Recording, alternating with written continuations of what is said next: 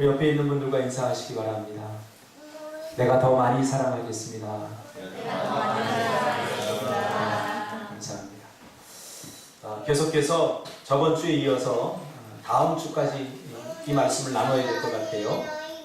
왜 본토 친척 아비 집을 떠나야만 했는가 하는 제목으로 말씀을 나눕니다. 제가 듣고 싶었던 소리예요. 이 소리가 예배 시간에 아이들이 막 떠들고 장난하고 하는 이 소리를 제가 듣고 싶었던 소리예요. 왜냐하면 천국에 가면 다 같이 하거든요. 그죠? 다 같이 얘기하고 얼마나 좋습니까? 저는 괜찮으니까 여기 집중해 주시기 바랍니다. 아이들은 아이들이 하고 싶은 거 하고 저희는 저희가 하고 싶은 거 하고 하면 됩니다. 우리는 저번 주에 왜 본토 친척 아비 집을 떠나야만 했는가에 대한 서론을 했습니다. 저희가 이곳 땅에 발을 디딘 지 이제 한 달이 조금 지나가고 있습니다. 이제 2달이 다가오고 있는데 왜 하나님께서 인천도 괜찮은데 그곳에서의 우리의 삶도 뭐 부족하지 않지 않았습니까? 또 괜찮았던 우리의 삶 속에서 하나님께서 갑자기 응답을 주시고 왜 이곳 낯선 땅 제주로 보내셨는가에 대한 말씀을 지금 함께 나누고 있습니다. 그리고 하나님이 주신 응답을 우리가 같이 저번 주에 나눴습니다. 지금은 경쟁 사회로 앞만 보고 달려가는 시대에 우리가 태어났습니다. 지금 우리가 팔포 시대를 살아가고 있지 않습니까? 연애를 포기하고 또 결혼을 포기하고 출산을 포기하고 집을 포기하고 직장을 포기하고. 근데 가만히 보니까요, 우리 공동체는 참 축복인 게 뭐냐면, 우리 교회는 축복인 게 뭐냐면 이거 포기하지 않고 하나님이 다 주셨다는 거예요. 할렐루야. 여러분 감사해야 돼요. 예전에 결혼은 당연한 것이었고, 예전에 연애는 당연한 것이었고, 예전에 출산은 당연한 것이었는데 이제는 절대 당연한 것이 되지 않았다는 사실이에요. 오늘 새벽에도 제가 설교했지만 여러분 감사하시길 바랍니다. 우리의 삶을 늘 감사해야 돼요. 우리의 마음이 높아지기 시작하면서 나타나는 현상이 있는데 그게 뭐냐면 감사가 사라진다는 거예요. 그러니까 감사가 사라진다는 것은 내 삶의 감사거리가 그만큼 없고 힘들고 어렵기 때문에 감사가 사라지는 게 아니에요. 여러분 평생 감사 그런 책 다 읽어봤잖아요. 정광 씨가 쓴 그 평생 감사 읽어보면 거기에 그 감사거리들 전부 다 정말 감사할 수 없는 상황에서 감사한 거리들이에요. 전부 다. 당연히 감사하는 것 가지고 감사한 거 하나도 없어요. 정말 감사할 수 없는 상황에서도 감사했다는 거죠. 왜 그러냐면 감사는 어떤 조건이나 상황과 다르다는 거예요. 감사. 연애, 결혼, 출산, 집, 직장, 희망, 꿈, 건강 이런 것을 우리가 포기하고 살아가는 시대에 지금 한복판에 살고 있습니다. 그것을 우리가 한마디로 말하면 자본주의 전쟁터에서 전사로 키워지면서 우리가 여기까지 달려왔다. 그렇게 제가 고백을 했습니다. 지금 그리스도인이나 그리스도인이 아닌 사람들이나 모두가 한결같이 꿈꾸는 세상이 어떤 세상입니까? 자본주의적 성공을 꿈꾸고 있습니다. 그렇죠? 다 자본주의적 성공을 꿈꾸고 있어요. 그래서 많은 사람들이 생각도 없이 달려가서 인생이 다 끝날 즈음에 야, 이거 내가 뭐 때문에 이렇게 살았지? 공허한 마음, 허전한 마음 이것들을 감당하기 쉽지 않은 세대에 우리가 살아가고 있다는 거예요. 특별히 우리 한국은 세계의 어느 나라보다도 자본주의 지지율이 가장 높다고 했어요. 70, 80%. 이 말은 어느 민족보다 우리 한국 사람들이 돈을 좋아한다는 말이에요. 돈을 좋아한다. 자본이 돈이 우리의 삶의 중심에 와 있다는 거예요. 예수님 때문에 기뻐하기보다는 돈 때문에 기뻐하는 일들이 더 많아졌다는 거예요. 예수님 때문에 근심하기보다는 돈 때문에 근심하는 일들이 점점 많아졌다는 거예요. 그렇죠? 그러면 이것이 우리가 정상적이라고 생각을 하는가? 그렇지 않다는 거예요. 우리 믿음의 선진들이나 성경에서 나오는 믿음의 선진들은 전부 다 예수님 때문에 울고 예수님 때문에 기뻐하고 예수님 때문에 행복하고 그랬던 사람들이죠. 그러니까 우리가 지금 돈 때문에 울고 웃는 것, 그럴 수 있어요. 우리가 연약하기 때문에. 그러나 그 돈이 우리 인생의 중심이 되어서는 안 된다는 거예요. 자본. 이러한 자본주의 세상 속에서 다른 세상을 꿈꾸지 못하도록 우리는 교육받아 왔어요. 그렇죠? 다른 세상을 꿈꾸는 것은 좀 유치한 일이야. 우리가 가지고 있는 비전, 우리 교회의 꿈, 세상 사람들한테 한번 얘기해 보세요. 그러면 다 웃어요. 아직도 꿈꾸고 있냐? 네 나이가 몇 살인데? 여러분 다 결혼하지 않았습니까? 너희가 나이가 몇 살인데 아직도 꿈꾸고 있어. 다 그래요. 제가 이 꿈틀 학교에 대한 비전을 가지고 제주 땅에 왔다. 또 제주 땅에 간다 하니까 많은 사람들이, 어른들이 저보고 철없는 사람으로 여러분 요셉이 꿈을 가질 때 전부 다 비난하듯이 세상은 우리가 꿈꾸는 것을 유치하다고 생각해요. 그러나 꿈 없이 사는 것은 사는 게 아니죠. 아무 생각 없이 이렇게 살다 보니까 우리는 바벨론 속으로 어느 순간에 깊숙이 들어왔어요. 바벨론 쪽 삶 속으로 깊이 들어왔어요. 아브라함도 마찬가지. 아브라함도 하나님께서 갈대아우르를 떠나서, 즉 바벨론을 떠나게 하실 수밖에 없는 이유가 있었어요. 그것은 바벨론의 중심이었기 때문에. 바벨론적 삶. 바벨론의 삶과 현재 우리가 살고 있는 이 자본주의 삶은 다르지 않습니다. 바벨론 사람들이 꿈꾸는 것과 현재 우리가 꿈꾸는 것은 그렇게 다르지 않습니다. 더 안타까운 것은 뭐냐면 오늘날 그리스도인들, 특별히 크리스찬들도 별다른 성경적 꿈이 없어요. 다 바벨론적 꿈을, 세상적 꿈을 그렇게 가지고 살아가는 거죠. 그동안 제가 느낀 것이 있습니다. 믿음을 외치고 신앙을 외치지만 가만히 보면 우리 안에 이 바벨론적 성공에 대한 야심과 욕망이 가득 차 있다는 거예요. 저 자신도 그래요. 내가 목회를 시작하는데 왜 목회를 했느냐. 이렇게 목사들의 세계에 이렇게 가서 얘기를 해봐도 전부 다 어떤 하나님이 원하시는 그것을 이루어드리기보다는 전부 다 목회적 야심이 세상적 야심으로 가득 차 있는 것을 볼 수 있었어요. 어떻게 하면 한 성도를 사랑하고 그들을 위해 기도해주며 그들을 영적으로 양육할 것인가, 어떻게 하면 하나님께서 기뻐하는 그런 양육에 대한 비전을 갖고 양육할 것인가, 그런 것보다는 어떻게 하면 교회 성도들 더 많게 하고 세력을 확장하고 이런 것에 대해서. 그래서 성도 많은 목사들은 의시되고 또 우리처럼 이 작은 교회는 그냥 기죽어 살고, 이런 것들도 목회의 세상에서 제가 봤다는 거예요. 하물며 목회의 세상도, 목사의 세상도 이런데, 목사가 꿈꾸는 세상도 이런데 성도들이 꿈꾸는 세상은 어떻게 되느냐, 제가 그것을 생각하면서 참 가슴이 아팠습니다. 여러분, 이 바벨론 쪽 꿈을 다 내려놓으시기 바랍니다. 긴급할 때는 하나님을 찾다가 하나님께서 응답해 주시면 싹 돌아버리는, 그렇죠? 마음을 싹 바꿔버리는. 이번에도 우리가 특세를 하면서 기도를 했는데 하나님께서 응답해 주셨어요. 그러니까 그러고 싶지 않은데도 내 온 영혼과 내 마음과 내 생각과 모든 것들이 이젠 좀 쉬자, 그런 생각이 들어요. 이젠 좀 쉬자. 사람이 이렇게 간사하다니까요. 사람이 이렇게 간사해요. 우리가 힘들고 고통스러울 때 하나님 도와주세요, 하나님 은혜 주세요, 이렇게 다 붙잡고 하나님 앞에 절박하게 기도하다가도 하나님께서 응답해 주시면 싹 잊어버려요. 싹 잊어버려요. 이게 뭐 저에게만 나타나는 게 아니라 저와 여러분 모두에게 다 나타나는 현상이라는 거예요. 왜?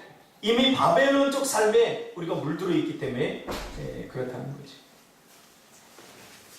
우리도 인천에서 사역을 하면서 저와 여러분 속에서 그런 것들을 제가 발견했습니다. 하나님 앞에 헌신하고 하나님이 주신 사역을 감당하기보다는 하나님을 이용해서 나의 욕심과 욕망을 채우려고 하는 그러한 마음, 제 안에서도 발견됐고 또 가끔 여러분에게서 제가 보았습니다. 그러니까 기껏 우리가 꿈꾸는 것이 뭡니까? 성공해서 부모님을 기쁘게 하자는 거예요. 성공해서 가정을 행복하게 하자는 거예요. 주변 사람들에게 보란듯이 살자는 거예요. 요것만 달라요. 믿음 생활 잘해서 성공하자. 요것만 다른 거죠. 그러니까 세상 사람들이 가지고 있는 꿈과 우리가 가지고 있는 꿈이 별반 다르지 않다는 거예요. 다만 여기다가 믿음 생활 잘해서, 이 말은 조금 속된 말로 하나님을 이용해서 우리가 성공해보자 그 말이에요. 다른 말로 바꾼 거예요. 그러니까 조금만 어려움이 오고 조금만 문제가 생겨도 하나님께 불평할 수밖에 없는 거죠. 하나님이 우리에게 주신 꿈은 잊어버렸어요. 하나님이 우리에게 주신 꿈은 잊어버리고 어떻게 하면 내가 성공할 것인가? 믿음 생활에도 성공하고 세상적으로도 성공할 것인가? 그런 마음으로 가득 차 있었다는 거죠. 그래서 우리가 비즈니스 선교를 하지 않았습니까? 비즈니스 선교를 해도 처음에 우리가 가졌던 생각들이 다 퇴색돼 버렸어요. 제주도 땅을 사고 또 미얀마 선교를 하면서 우리의 어깨가 높아지고 우리의 마음이 높아져서 진짜 우리 안에 있던 것들이 나오는 것을 제가 봤습니다. 내 안에 있던 더러운 것들, 여러분 안에 있던 인간적인 욕망들, 욕심들, 네? 그런 것들이 드러나는 것을 보았습니다. 저 땅을 사고 보니까요, 야, 이 땅이 좀 많이 올랐으면 좋겠다 그 생각이 들어요. 이 땅을 왜 샀는지에 대해서는 우리가 하나님께서 학교를 세우라고 우리에게 주시는데 그 생각은 하나도 안 들고, 야, 이 땅이 많이 올랐으면 좋겠다 이 생각부터 들어요. 이미 우리가 다 물들어 있는 거예요. 이것은 하나님이 주신 비전이 아니라 내가 만든 욕심과 내 욕망이 만든 바벨론 조금이라는 거예요. 오늘 아브라함도 다르지 않았다는 거예요. 왜 하나님께서 갈대아 우르를 떠나라고 했는가? 우리가 지금 그것을 살펴보고 있어요. 이런 바벨론 조금 세상적 성공을 자꾸 본토 친척 아비집에서 부추긴 거죠. 왜? 주변에 다 그런 사람들 뿐이니까. 주변에서 만나면 다 성공에 대한 이야기를 하는데 어떻게 성공하라고 하느냐? 세상적 방법으로 성공하라. 심지어 가장 가까운 사람들이 그러죠. 저도 저희 어머니가 제가 공부 안 할 때에는 신경도 안 쓰다가 제가 좀 공부를 하고 이제 대학을 좀 갈 만한 성적이 나오니까 그때 뭐라고 그래요? 야, 너 수요예배도 가고 금요예배도 가고 이거 너무 교회 많이 다닌다. 우리 어머니가 권사님이셔요. 전도사님도 했는데 그분이 내가 공부 아예 밑바닥에 길 때는 대학 갈 염두도 안 내고 그냥 학교만 졸업했으면 좋겠다. 고등학교만 이렇게 생각하더니 내가 정신 차리고 이제 주님 만나고 공부를 해서 대학 가야 되겠다. 그리고 공부해서 성적이 올라가니까 그 다음부터 내 삶에 살살 관여를 하더니, 야 형성아, 너 수요예배는 학생이 수요예배 안 가도 돼. 너 봐. 수요일날 어른들 뿐이지 학생들 오는 사람이 어디 있냐. 그러니까 고3이니까 대학 가서 그때 수요예배 나가고 그때 금요 차례 예배 나가도 돼. 그러면서 그렇게 얘기를 하더라고. 뭐예요? 교회 다니지만 바벨론적 욕망이 아직도 있다는 거예요. 자식을 위해서, 여러분, 자식을 위해서는요, 부모들은 하나님보다 자식이 먼저입니다. 이것도 바벨론적 욕망이죠. 그러니까 좀 적당히 하라는 거예요. 제가 지금 해석해보면 제 어머니가 좀 적당히 신앙생활하라 그 말이에요. 여러분 속에서도 그걸 제가 좀 봤거든요. 물론 우리가 부모님을 기쁘게 해야죠. 그리고 우리가 성공하면 주변 사람들에게도 기쁨을 줄 수가 있죠. 그러나 우리가 하나님 앞에 서야 돼요. 그 욕심과 욕망을 다 내려놓고. 저도 이 목회를 하면서 제일 먼저 포기한 게 있는데 그게 뭐냐면, 사실 엄마에게, 저희 어머니 젊으실 때 홀로 되셨거든요. 제가 가장 힘들고 고통스러울 때가 언제였냐면, 제가 예천에서 사역을 할 때, 예천에 사역을 하고 있는데 저희 형님이 어머니를 중국에서 모시다가 이 치매도 좀 끼도 있으시고 힘들어지니까 도저히 안 되겠다. 그래서 이제 저한테 보낸 거예요. 근데 형님이, 제가 부교육자고 제가 힘든 거 아니까 직접 전화는 못하고 그래 형수님이 저희 어머니를 데리고 와서 우리 집에 그냥 놓고 가실 거였어요. 제가 모실 수도 없는 상황이었어요. 사택이었고. 그때가 제 인생에 있어서 가장 힘들었어요. 어머니 저를 위해서 모든 것을 다 헌신하시고 희생하시고 도와주셨는데 이제 연세가 드셔서 치매가 이제 오시고 제가 모셔야 되는데 뭐 형님이 모시지 못한 것에 대한 뭐 서운함 이런 거 전혀 없었어요. 그냥 내가 이것밖에 안 되는 것에 대해서 괜히 안타까웠을 뿐이에요. 내가 목회를 안 했으면 정말 잘 모실 수 있는데 목회를 하니까 아무것도 안 되는 거야. 그런 상황에서 형님이 어머니를 말도 없이 이렇게 놓고 가시는 그것도 다 이해가 되는 거지. 그러니까 저 자신이 미운 거예요. 저 자신이. 야, 이 목회가 뭔가, 신앙생활하는 게 뭔가, 이거 정말 평생 고생만 하시고 어머니도 제대로 모시지 못하는 게 이 목회인가. 그러면서 제가 가장 힘들고 어려웠어요. 제가 단 한 번도 목회하는 것에 대해서 포기해야 되겠다라고 하는 생각을 한 번도 한 적이 없는데 한 번쯤은 그때 생각을 해본 것 같아요. 그냥 모든 걸 내려놓고 어머니 모실까? 그 생각을 내가 그때 딱 한 번 했어요. 그렇게 해서 일이 잘 풀어져서 어머니가 임종을 하실 것 같다고 누님이 전화가 왔어요. 백령도에 계셨잖아요. 근데 그 백령도는 함부로 꼭 일찍 들어갈 수도 없는 곳이죠. 그래서 미리 들어가야 됐어요. 그런데 뭐 주일이 겹쳐갖고 제가 못 가겠더라고요. 주일이 겹쳤어요. 딱. 하나님께 계속해서 따지고 묻기 시작했어요. 하나님, 이제 우리가 인천에서 이렇게 자리 잡고 조금 될 만하지 않습니까? 이제 괜찮아요. 조금 안정이 됐어요. 근데 전혀 이제 또 다른 시작을 해야 되는 이 제주도 땅으로 왜 우리를 보내십니까? 왜 저를 보내십니까? 사실 한편으로는 일을 계속 진행하면서도 한편으로는 이 마음을 가지고 계속 하나님 앞에 묻고 따지기 시작했어요. 제가 눈치가 있지 않습니까? 여러분 중에서 제주도로 가자 그러니까 별로 이렇게 좋아하는 사람이 많이 없는 것 같아요. 다들 염려, 근심, 걱정부터 이렇게 하죠. 그런데 하나님이 주신 응답이 바로 이거예요. 창세기 12장 1절에서 5절. 본토 친척 아비집을 떠나라. 이것이 하나님이 주신 비전입니다. 비전이란 무엇이라고 그랬죠? 조금 이렇게 우리가 이 설교를 듣고 나서는 여러분들이 뭔가 맥이 좀 잡혔으면 좋겠어요. 다음 주에 우리가 결론을 내리겠지만 비전이란 쉽게 설명하면 쉽게 설명하기 위해서 제가 켄 블란잔트의 칭찬은 고래도 춤추게 한다. 그 내용을 제가 인용하지 않았습니까? 이번 설교는 조금 아카데믹하기 때문에 듣기만 하면 안 되고 그 적으면서 좀 들었으면 좋겠어요. 자, 우리가 비전, 여러분 말을 많이 듣잖아요. 비전을 가져야 된다. 비전 트립 가야 된다. 이거 다 가짜예요. 가짜 비전. 비전 트립이 뭐고 성경에서 말하는 비전이 뭔지 이거 분명히 이번 기회에 좀 인식했으면 좋겠어요. 칭찬은 고래도 춤추게 한다. 이 켄 블란차드의 이게 진리가 이게 텍스트가 아니라 비전을 설명하기 위해서 제가 잠깐 여러분 이해하기 쉽도록 이 칭찬은 고래도 춤추게 한다를 지금 이야기하는 거예요. 첫째 뭐라고 그랬죠?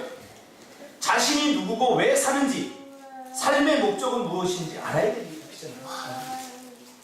자신이 누구고 그 아브라함이 나는 누구고 내가 왜 살지 내 삶의 목적은 무엇인지 바벨론 땅에서는 이게 잘못됐다는 거죠. 내가 왜 사는지 성공을 위해서 돈 더 많이 벌기 위해서 가족을 행복해주기 위해서 이 바벨론 쪽 똥이 아브라함 마음속에 가득 찼다는 거죠. 그리고 그 주변에 사는 모든 사람들도 똑같아요. 어디를 가든지 다 바벨론 쪽 성공에 대한 욕망으로 가득 차 있어요. 그래서 서로 어떤 이야기를 할까요? 야, 너 월급 얼마 받냐?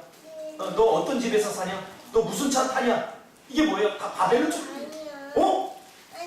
보람이가 좋은 차 타네? 왜 차 타네? 아, 내가 조금 덜 성공했나 보다. 난 더 좋은 차 타야지. 그리고 더 열심히 살고. 이게 바벨론 조금이라는 거예요. 이게 세상 조금이라는 거예요. 아브라함도 다르지 않았다는 거예요. 그래서 갈대아 우르를 떠나게 할 수밖에 없었다는 거죠. 그래서 비전을 알기 위해서는 첫째, 나는 누구고 왜 사는지 삶의 목적이 무엇인지 알아야 됩니다. 두 번째로 어디로 가는지 미래에 대한 청사진이 분명해야 된다고 했어요.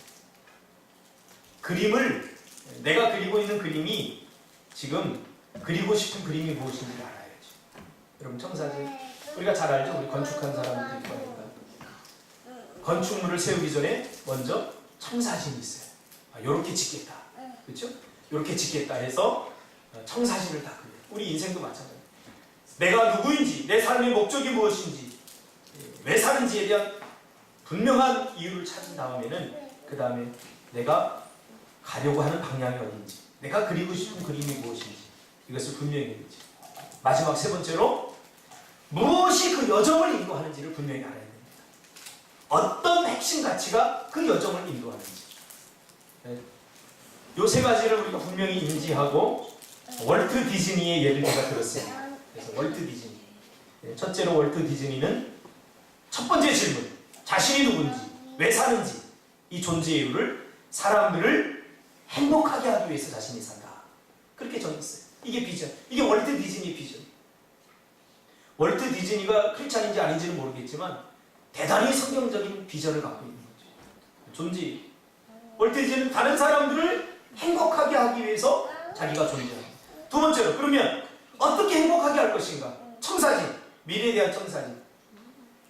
디즈니 공원을 만들어서 그곳에 들어오면서 사람들의 짓는 미소가 그 디즈니랜드를 떠날 때, 그 문을 나설 때까지도 미소를 잃어버리지 않게 하는 거예요. 그것을 월트 디즈니가 그린 거죠. 그 미리 그린 거예요. 야, 이렇게 하면 사람들이 오면서 막 좋아하겠다. 우리 애들 지금 예담이 예원이가 정말 막 좋아하는 게 있는데 뭐냐면 물놀이를 그렇게 좋아해요. 스파 같은 데 가면 너무 좋아. 그래서 야, 내일 스파 가자 그러면 우리 예원이의 말에 의하면 잠이 안 온대요. 잠이 안 올 정도로 그렇게 좋아? 너무 좋아. 엊그제도 가려고 여기 제주도에 하나 있더라고요. 근데 보니까 4월 달에만 열더라고요. 그렇게 좋대요. 왜 좋냐 제가 이야기를 해보니까 와서 이렇게 놀 생각하고 저렇게 놀 생각하고 이렇게 엄마 아빠하고 함께 할 생각하니까 너무 좋은 거야. 그림을 그리는 거죠. 이 아이는 그림을 그리는 거예요. 여러분 지금 무슨 그림을 그리고 있어요? 월트 디즈니는 정말 사람들이 기대하고 그 문에 들어오면서부터 와 너무 멋있다 너무 좋다 막 이렇게 막 밝은 표정을 하고 들어와서 역시나 그 안에서 정말 행복하게 지내고 나갈 때도 너무 좋다 하고 미소를 짓고 나가게 만드는 거예요. 이것이 디즈니가 갖고 있었던 비전이라는 거죠. 그러면 이것을 어떻게 이룰 것인가? 핵심 가치. 이렇게 되게 하기 위해서 반드시 우선순위로 둬야 될 핵심 가치가 뭡니까? 네 가지로 뒀다고 그랬죠. 첫째는 안전, 두 번째는 친절, 세 번째는 공연, 네 번째는 효율. 그래서 우리 그 용인에 간 뭐 있죠? 에버랜드. 거기도 다 디즈니랜드 다 모델링한 거예요. 전부 다. 그 공연 막 지나가고 막 이렇게 하는 거 있죠? 그런 것들도. 따라하는 거죠. 따라하는 거. 그러니까 디즈니랜드 같은 감동을 주지 못하는 거. 이런 핵심 가치들이 없으니까. 자, 이것을 바탕으로 해서 왜 지금 설교는 안 하고 자꾸 지금 디즈니랜드 얘기하고 캠블렌차드 얘기하고 그러는가? 이제 아브라함의 모습을 한번 살펴보려고 그래요. 자, 분명히 인식했죠? 세 가지. 그렇죠? 비전에 대해서 우리가 지금 생각하고 있습니다. 이것을 바탕으로 한번 아브라함에 대해서 우리가 살펴보겠습니다. 성경에서 말하는 비전은 하나님께서 이스라엘 백성에게 주신 것이지 사람 스스로 만들어낸 비전이 아니라는 거예요. 사람의 욕심과 욕망에서 나온 비전이 아니라는 거예요. 창세기 오늘 우리가 읽은 12장 1절에서 3절까지 보면 세 가지 형태의 동사가 나옵니다. 첫째로는 명령법, 둘째로는 완료형, 세 번째로는 미완료형 이렇게 나오는데요.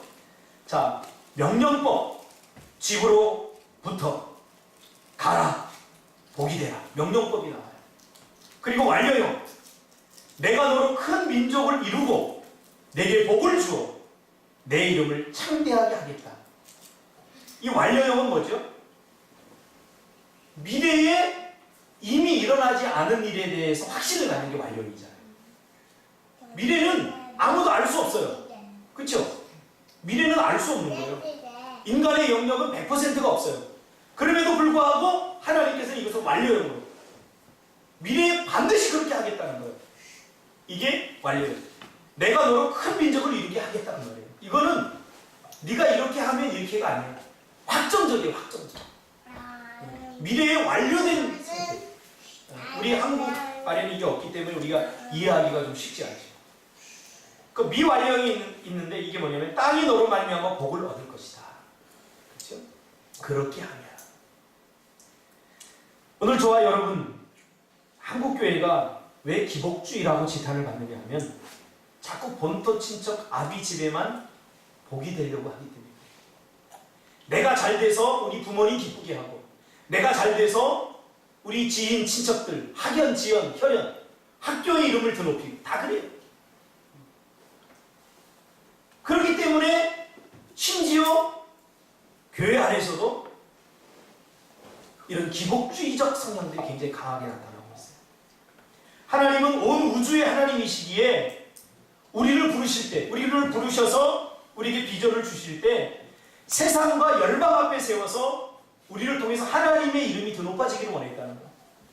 겨우 부모님만 기쁘게 하고 겨우 내 주변, 학연, 지연, 내 친구들 봐라. 야, 내가 이렇게 성공해서 예수 믿어서 그러면서 자랑하고 그들의 길을 죽이기 위해서 우리를 부르신 게 아니라 열방 앞에 우리를 세워서 우리와 같은 복을 누리지 못하는 사람들에게 복을 나누어주고 복을 유통시키는 사람으로 우리를 사용하기 위해서 우리를 부르셨다는 사실이에요. 아브라함은 갈대아 우르를 떠나기 전에 그걸 몰랐죠.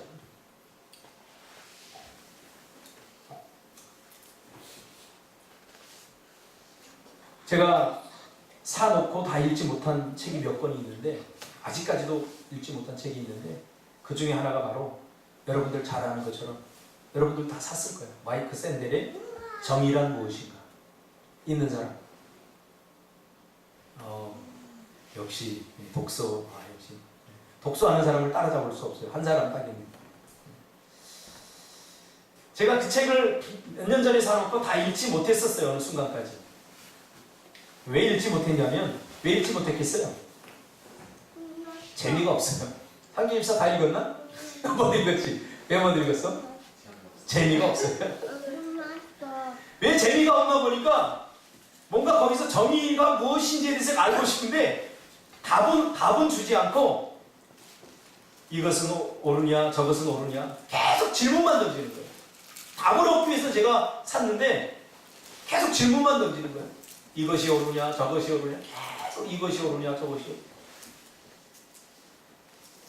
그러다 어느 순간에 정말 정의가 뭐지?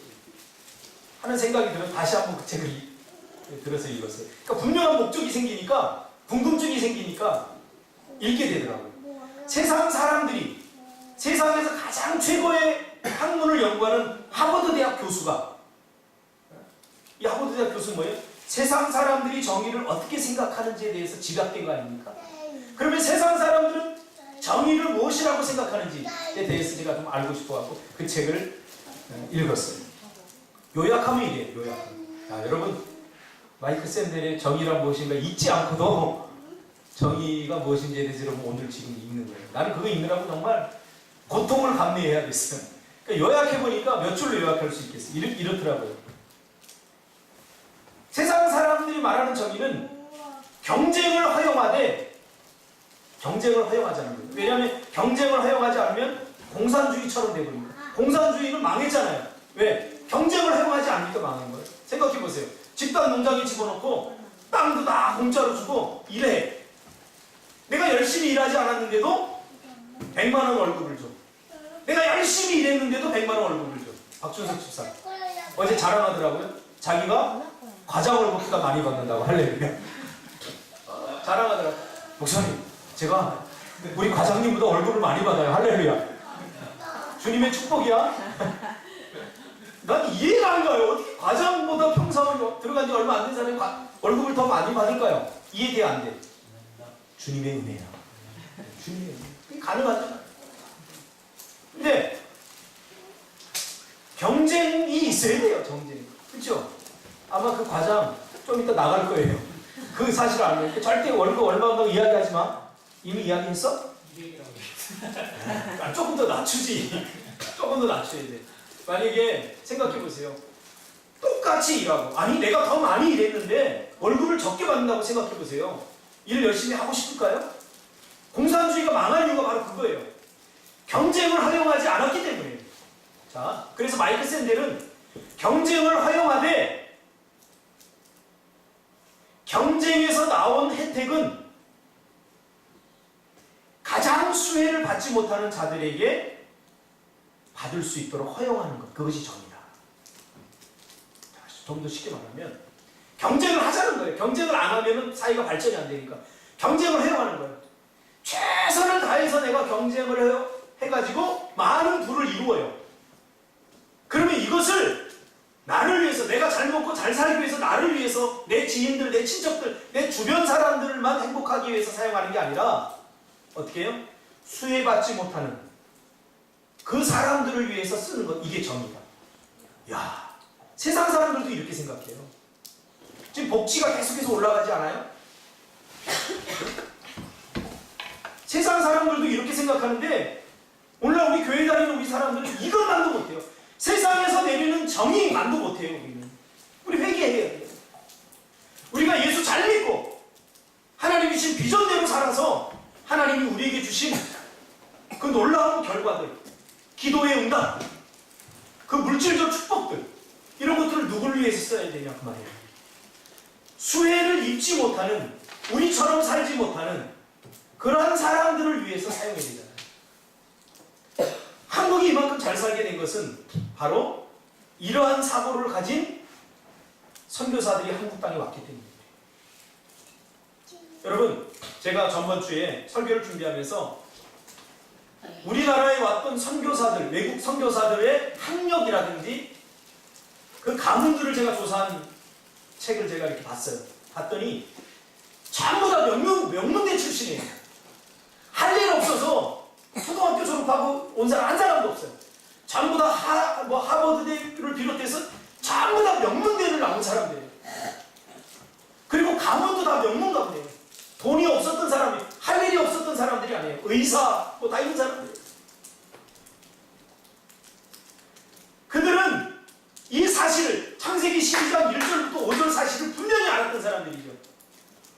그래서 그곳 땅, 갈대아우르, 자기가 있던 땅을 떠나서 이 낯선 땅, 우리가 저번에 한번 갔었잖아요. 선교사님들 묘지에. 거기 가보세요. 전부 다 괜찮은 사람. 그 모든 것들을 다 버리고 온 이유가 뭡니까? 바로 아브라함의 꿈을 가지고. 그렇죠? 겨우 내가 의사로서 성공해서 우리 가족만 잘 먹고 우리 친척들, 우리 지인들, 우리 학교를 빛내는 그런 수준에서 멈추는 게 아니라 조국 땅을 버리고 이 낯선 땅, 열방의 복이 되게 하기 위해서, 열방을 풍성하게 하기 위해서. 응? 한국의 교육이 들어오는 게 연세대라든가 이화여대라든가 다 선교사님 학교 아닙니까? 뭐 대학뿐만 아니라 초등학교도 다 그렇게 시작된 거예요. 그들의 모든 것을 다 내려놓고, 우리가 선교를 지원하는 맹각교 선교사님도 마찬가지예요. 그 사모님 약사죠. 그 선교사님도 뭐 연대 나와서 그 의료 쪽 전공을 해서 괜찮은 직업 다 보장돼 있는데 싱가포르로 회사에서 연수시켜줘갖고 모든 자리에 다 보장돼 있었는데 싱가포르 연수 갔다 온 그 다음에 바로 통신대 신대원에 바로 입학했어요. 선교사로 가입했어요.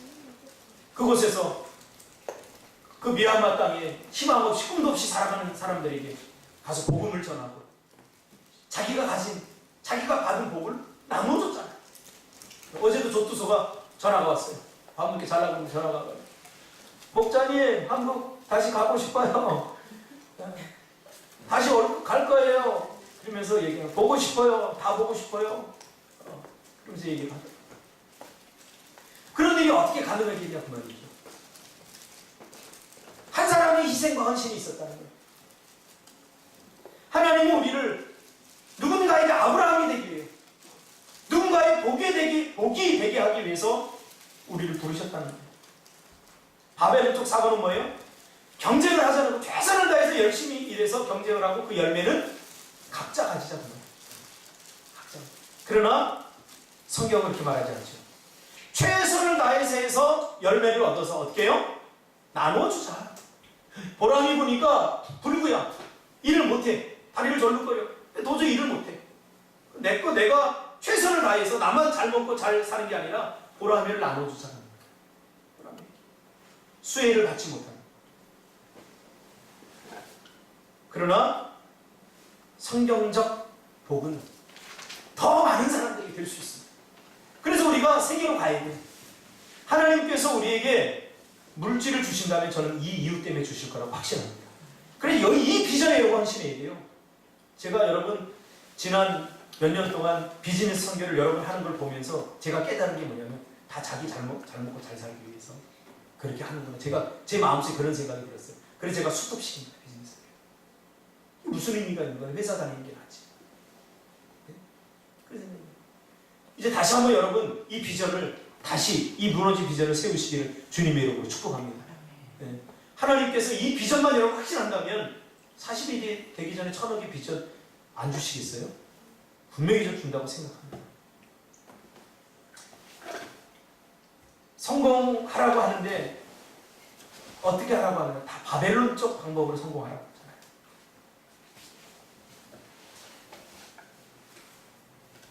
이걸 과감히 박차고 본토 친척 아비 집을 떠나라는 거죠. 그래서 하나님께서 우리를 제주도로 보내신 겁니다.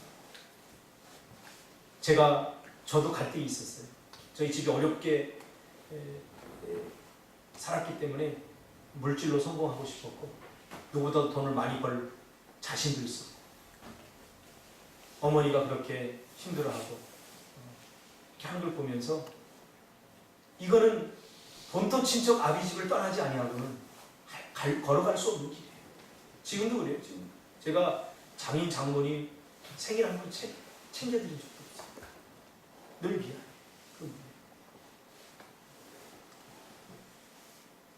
사람 무시를 못하죠. 왜 저라고 인정받고 싶지 않겠습니까? 왜 저라고 사랑받고 싶지 않겠습니까? 왜 찾아뵙고 싶지 않겠습니까? 그러나 그분들이 실시간에 나는 주일날 교회에서 설교해요. 이게 안 맞는 거예요. 핑계일 수 있어요. 오죽하면 저희 장인어른이 저한테 이 새끼 저 새끼라고 했어요. 내가 교회 오면 목사인데 그래도 다 존경받는데 저 새끼는 술도 안 사온다고 나보고 집사람이 그만하라고 그랬는데 그 얘기 그만해.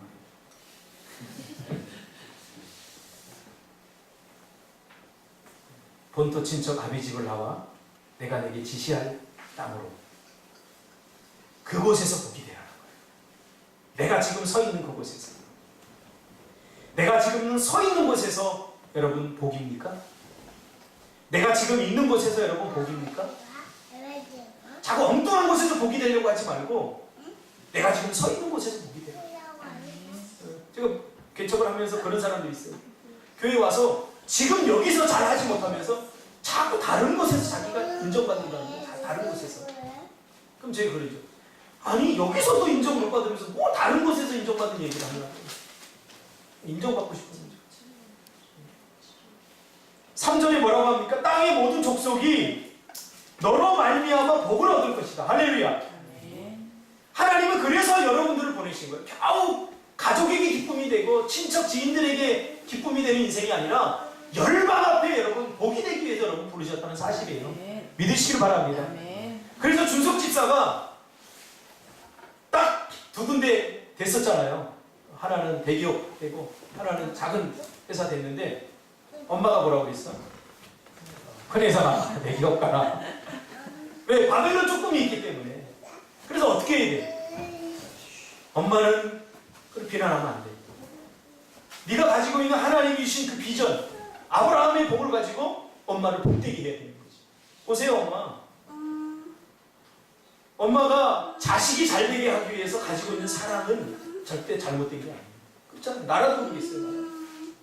자식이 더 좋은 회사 들어간다는데, 더 괜찮은 조건에 들어간다는데, 내가 부모로서 더 좋은 데 가라 그러지, 더 나쁜 데 가라 그럴 사람은 어디 있겠어요. 부모님의 사랑은 진리예요. 진실이에요. 그러나 그 진실 때문에 우리가 잘못된 길을 갈 수 있다는 거 항상 잊지 말아야 돼요. 아브라함의 비전. 그렇죠? 그래서 지금 있는 그곳에서 복이 되라. 자꾸 다른 곳에서 근데 여기서 인정. 그래서 여러분들 교회에서 인정받아야 돼요. 목사에게도 인정 못 받는데 난 목사님만 난 안 알아주는 것 같아요. 우리 회사에 가면 나 괜찮은 사람이에요. 직원들도 나 괜찮다고 그러고 다 알아주는데 목사님만 안 알아주는 것 같아요. 교회 성도 교회만 오면 나 무시해. 그런 사람은 문제가 있는 사람. 지금 있는 그곳에서 인정받아야 돼요. 특히 어디부터 가정에서. 가족에서 못하는데 학교 가면 잘해. 우리 예린이 잘 얘기해. 내가 우리 집은 내 방은 잘 안 치우는데 기숙사 가면 친구들이 나보고 엄청 깔끔하다고 그래. 지불, 개불. 여기서 하는 거 거기 가서 똑같이 하겠죠. 걔네들이 도대체 어떤 그지들하고 사냐. 그 마음이 들더라고요. 지금 여기서 잘해. 지금 여기서 인정받아. 아브라함의 복이란 바로 그런 복이에요. 야, 어디가 뭐가 중요하니? 내가 지금 서 있는 그 땅에서 그곳에서 복이 되라는 거예요. 그곳에서 나 때문에 이 복을 누리지 못하고 수혜받지 못하는 사람들한테 복이 되라는 거예요. 이번 주에 우리 준석 집사가 짜요를 대량으로 들여와가지고 제가 그걸 들고 전달을 나갔어요. 나갔는데 이게 복이다 그런 생각이 들어요. 사실 짜요 비싸서 못 사 먹어요. 그 질에 비하면 그걸 굳이 사 먹을 정도의 돈은 아니에요. 어른이 그렇죠. 그런데 제가 이 하가리에 가서 노인들한테 줬더니 얼마나 밝은 표정으로 답했는지 몰라요. 하나 더 달라고 그러고 막 그래요. 이게 일종의 복이에요. 복을 나눠주는 거예요. 이젠 짜요가 아니라 그것이 그 사람들에게 더 큰 혜택이 되어야 돼요. 이 중에 누가 의사가 있다면 이게 아쉬워요. 그래서 우리 예담이 의사를 키우려고 해요. 주말마다 나가서 의료 봉사하는 거죠. 좀 실력을 키웠으면 좋겠어요. 실력을. 다음 주에 제가 이제 야곱의 문제를 갖고 요거를 마무리하려고 해요. 왜 우리가 본토 친척 안 해줘요? 여러분 가지고 있는 걸 줘야 되는데 뭘 가지고 있어요 도대체? 뭘 가지고 있냐 말이에요. 여러분 줄 수 있는 게 뭐예요? 그나마 제일 쉬운 게 뭐냐면 돈 버는 거예요. 할렐루야. 지금 뭐 의대를 가서 없어요. 다 길이 지나갔어요 지금. 뭐 하는 거예요? 우리 현선이 노래 가르치는 거. 이게 진짜 어제 TV를 보니까 뭐 제주말 합창단이더라고요. 제주말로 하는데 노래는 더럽게 못하는데 아무튼 방언으로 하니까 사람들이 좋아하는 것 같아요. 아마 현선이가 합창단을 이끌면 더 잘할 것 같아요. 그러니까 내가 가지고 있는 게 뭐예요? 실력을 갖추고. 저는 안타까운 게 있어요. 준석 집사에 기타 치는데 10년 전이나 지금이나 똑같은 주법에 실력이 하나도 안 늘었어. 좀 실력 좀 키우자. 그래야 기타 교실도 좀 열고 기타 가르치고 드럼도 마찬가지예요. 드럼 우리 안에서만 복이 되려면 저 정도 갖고 쳐도 돼. 우리 안에서 복이 되려면. 우리 안에서 복이 되면 저거 갖고 쳐도 돼. 우리 안에서 복되기냐 그 말이에요. 이제 지경을 넓혀야 될 거 아니에요. 그래서 저도 이곳에 와서 이제 좀 외부 활동 인천에 있을 때 안 했는데 하려고 해요.